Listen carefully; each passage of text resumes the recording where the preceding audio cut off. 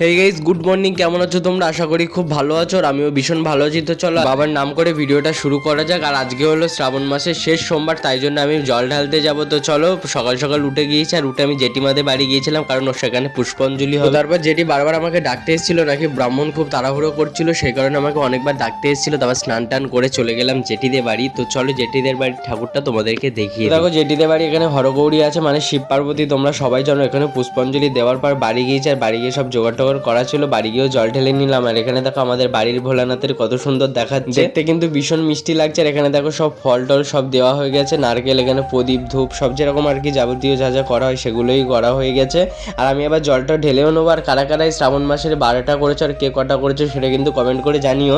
আজকে হলো শ্রাবণ মাসের শেষ সোমবার, তাই ভাবলাম আমিও বাবার জন্য একটুকুনি যদি উপোস করতে পারি। ভগবান তো আমাদের জন্য কত কিছু করে, তাই না? আর ভগবানের জন্য আমরা একদিন না খেয়ে থাকতে পারবো। চলো এবারে তারকেশ্বর যাওয়ার কথা ছিল, কিন্তু তারকেশ্বর যাওয়া হয়নি, এই লাস্ট সোমবার যাওয়ার কথা হয়েছিল। তো চলো আর বক বক না করে জলটা ঢেলে নিই। আর জলটা ঢেলে নেওয়ার পরে বাবাকে আরও অনেক সুন্দর লাগছিলো। আর এরপরে যাব আমি একটু মন্দিরে, আর যে জলে মেশাতে হয় না দুধ, দই, ঘি, মধু যা যা দিতে হয় সব কিছুই দিয়েছিলাম।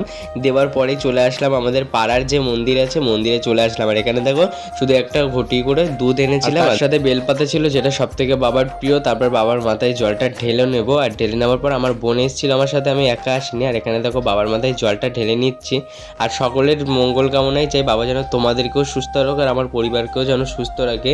তারপর জল টল ঢেলে চলে আসলাম বাড়িতে। তো চলো আজকেকার ভিডিওটা এখানেই ইন করছি। যদি ভালো লেগে থাকে লাইক, কমেন্ট, শেয়ার আর সাবস্ক্রাইব করে দিও। বাই।